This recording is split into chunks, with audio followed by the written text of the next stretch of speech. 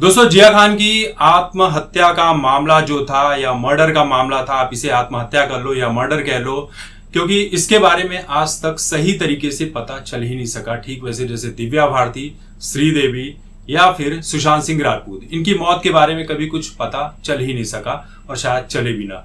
तो सूरज पंचोली जो है, उसकी अभी एक फिल्म आई थी केसरी वीर। तो उस फिल्म के आने के बाद भाई साहब मीडिया वगैरह में बड़ा इंटरव्यू दे रहे हैं और उसी इंटरव्यू में देते देते ये कह रहे हैं कि मेरे साथ कसाब के जैसा बर्ताव किया गया था जेल के भीतर। कसाब मतलब वही आतंकी जो पाकिस्तान से आया था 26/11 के मामले में, जो पकड़ा गया था, जिसे शहीद तुकाराम ओम्बले जी ने पकड़ा था। अगर वो उसे ना पकड़ा होता तो इस देश के जो दूसरी राजनीतिक पार्टियां थी, यानी कांग्रेस की ही बात कर रहा हूं, और इनके जो सपोर्टर थे वो तो यही साबित करने में लगे हुए थे कि 26/11 आरएसएस की साजिश थी।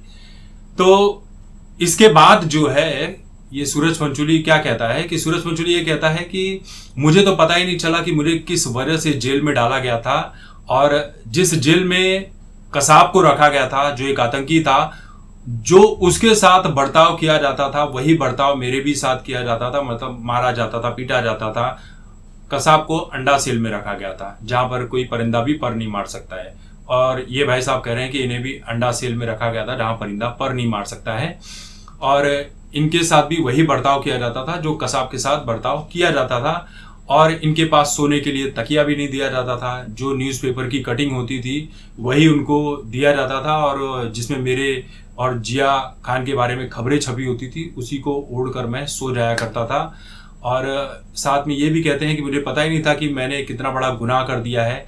इनकी माँ हैं जो जरीना वहाब, ये कहती हैं कि मेरे बेटे ने कुछ भी नहीं किया था। दरअसल जिया खान जो है और सूरज पंचोली, इनका तो 1 महीने पहले ही ब्रेकअप हो गया था। जिया खान ने सुसाइड इसलिए किया था क्योंकि एक साउथ की फिल्म उसके हाथों से निकल गई थी, जिसके चलते उसने सुसाइड कर लिया था। अब बताइए, किसी के हाथ से कोई फिल्म निकल जाएगी तो वो सुसाइड कर लेगा? अजीब लॉजिक है इनका।